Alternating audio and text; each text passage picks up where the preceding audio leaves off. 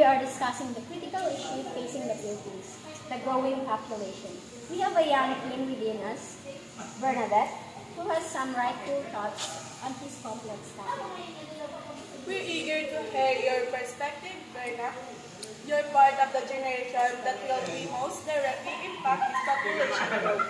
Bernadette, you are part of generation that will see the Philippines population continue to grow. Ano ang iyong biggest concern tungkol sa paglaki ng populasyon dito sa ating bansa?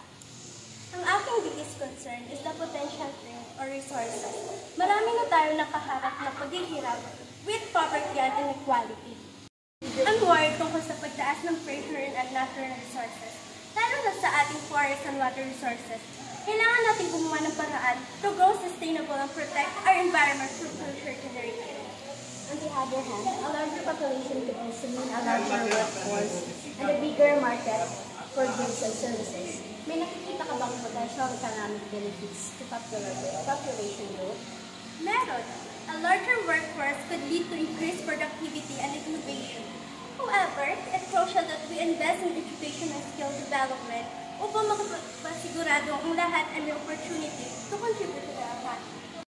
For that point, paano mo masasabi we can ensure that the benefits of population growth are distributed equitably?